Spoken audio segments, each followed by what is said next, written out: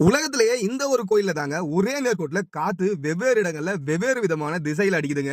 முதலா இந்த விஷயத்த கேட்கும்போது, இந்த விஷயத்த உணரும்போது எங்களுக்கும் ஒரு வித்தியாசமான அனுபவம் தான் கிடைச்சுச்சு. சில நாட்களுக்கு முன்பு நாங்க தென்காசியில இருக்க தென்காசி காசி விஸ்வநாதர் கோயிலுக்கு போயிருந்தோம். காசி விஸ்வநாதர் கோயில்ல ராஜகோபுரத்தை கடந்து உள்ளார போகும்போது காத்து வெவ்வேறு விதமான திசையில அடிக்குதுங்க.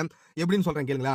முதல்ல நீங்க ராஜகோபுரத்துக்கு உள்ளார போகும்போது காத்து மேற்குல இருந்து கிழக்கு நோக்கி வீசுது. அதாவது உள்ள இருந்து காத்து வெளியே உங்களை தள்ளுது.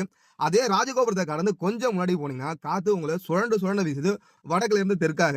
அப்படியே இன்னும் கொஞ்சம் முன்னாடி போனீங்கன்னா காத்து உங்களை பின்னாடி இருந்து காத்து உங்களை கோயிலுக்குள்ளார தள்ளுது. அதாவது கிழக்குல இருந்து மேற்காக காத்து உங்களை தள்ளுது.